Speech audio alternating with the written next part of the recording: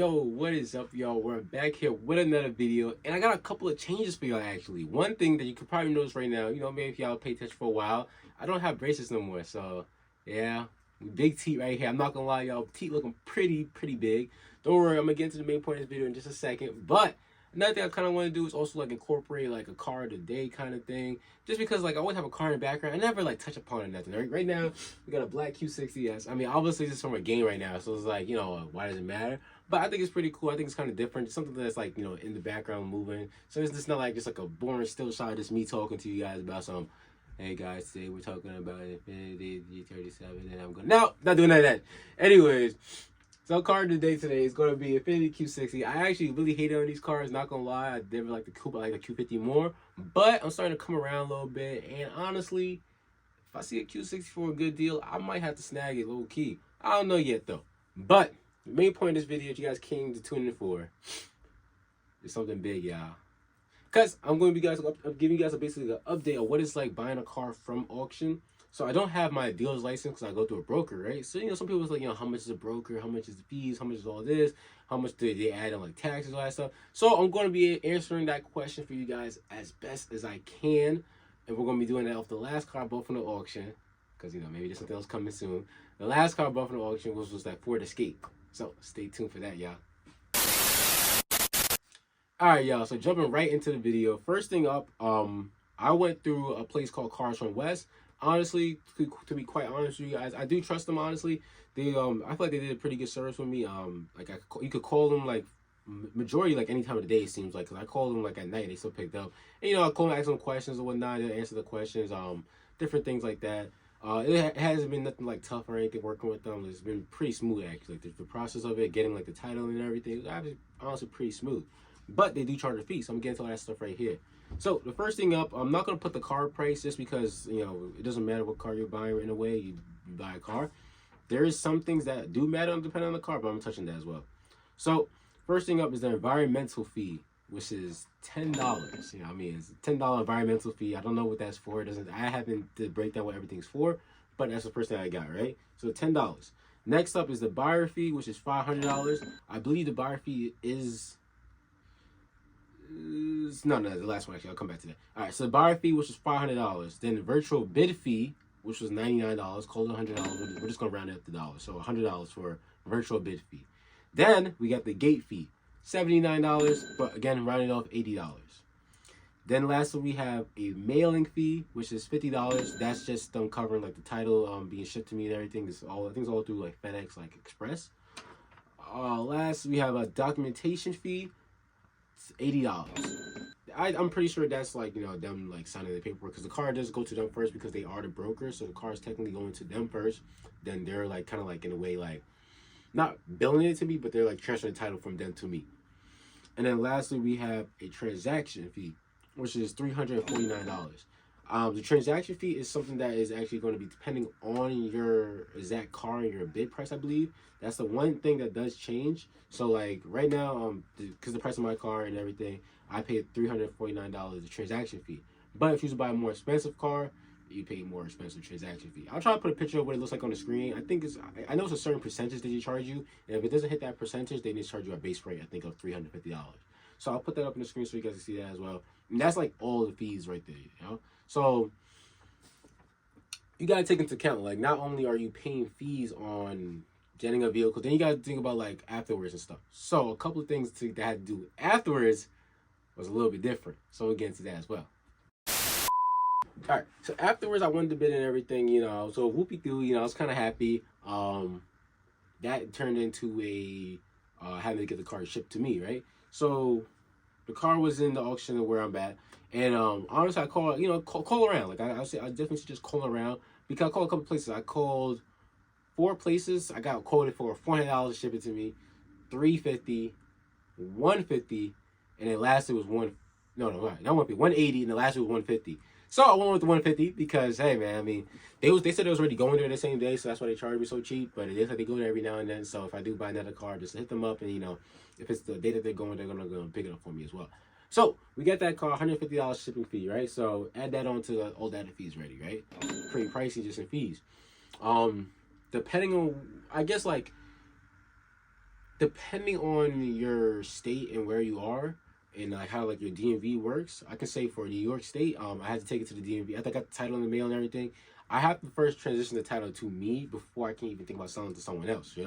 Because I have to have ownership of this vehicle before I can sell. I can't sell a car I don't have ownership to. It doesn't work like that. So I went to the DMV and everything. It was a little bit of a process, honestly, because when they signed the title, because it's coming from one person, the person who's coming to sell it from Copart, the guy who's selling the car through Copart. Then it goes to Copart, it goes to the middleman. They get it, and they put their name on it, but they don't register it.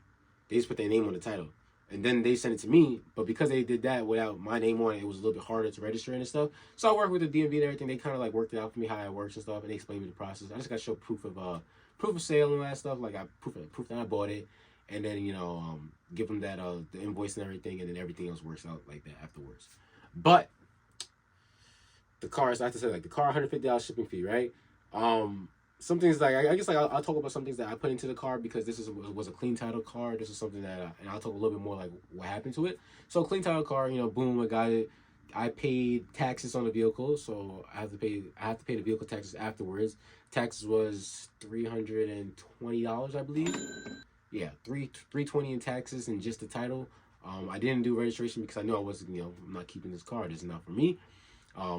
There's a bigger process for that. It's gonna be something to help this channel, but I don't want to talk about that in this video. I'm just gonna talk about strictly just the buying the car process of this video.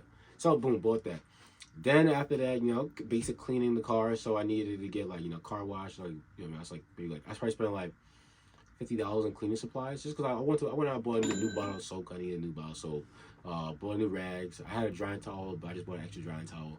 Like I said, spent about $50 in clean supplies. I cleaned the outside, the detail, cleaned the interior.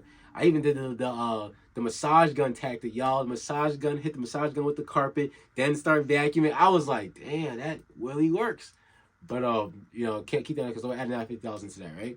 So after that said and done, we'll say, because like depending on the car, maybe you want to fix it up, maybe you want to keep it. We'll call it there, right? Let's just say that's my final buyout price. And I'm probably gonna put the price on the screen as well because I'm not actually doing the math right now. I should have did the math, but yeah, I should have did the math. I probably don't want to do the math because it probably leave me a little heart-struck when I realize it, right? But now let's take it to the level of you wanting to sell the car, right? So yeah, let's count everything that comes into selling the car. So if you have people come test drive the car, whatnot, you gotta put gas, So let's say like I actually didn't need to do this luckily because the car came with a full tank of gas, which is really crazy from Copart. A lot of cars on Copart don't have gas in if you ever go to view the auctions.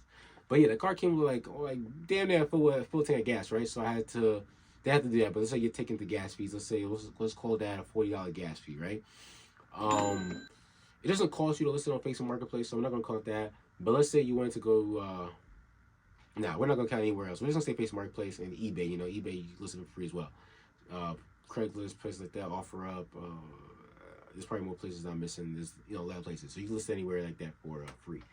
What else did I have to buy? If you want to do it like, say you're taking a cash transaction and you don't know if the person's like assured about the cash and stuff, you could buy like a money scanner, like a money checker, or like a money counter, something to like kind of like identify fakes and stuff. And those systems honestly, they range from like $80 in my opinion to about $150 depending on what kind of machine you get. So let's say we'll take in the middle range. Let's say you $110 on a money counter machine, right? So $110 and take that into account.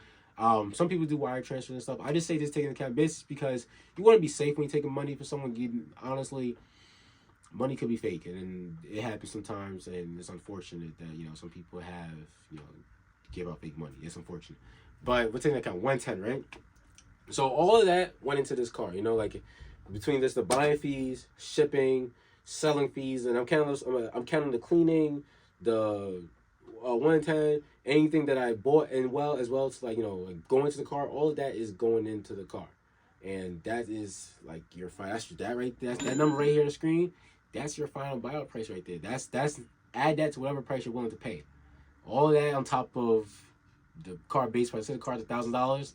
This plus $1,000. This plus $10,000. And like I said, there's one varying factor of the transaction fee because that's going to depending on how much the car is actually worth. But different places do it differently. So like let's say like a car is $1,000, they're gonna give you a base price of $300 transaction fee. But if the car goes up to $10,000, Now, let's say they're probably let's just say 10%. They charge 10%. You know, to take 10% out of that $10,000, and they're gonna charge you that 10%. You know, so it's different places. The different places do it differently and whatnot. So, just check around, look who you want to do like the business with and everything, and you should be all set. But that's just me explaining to you guys just the process of it, like how does that work, and kind of like how easy it is, and like it's honestly not that hard to buy a car without a dealer's license. What I will say is though, with your dealer license, it is a whole lot easier because you don't pay like almost any of these fees really. You pay some of them, but there's a lot of them that you actually end up not paying, and makes it a whole lot easier. But anyways, y'all, stay tuned for the next video. I have another banger coming out. I'm going to be talking about a more in-depth video of the actual Ford Escape that I did buy and what happened to that process, because the car is gone now, and I have a surprise for y'all.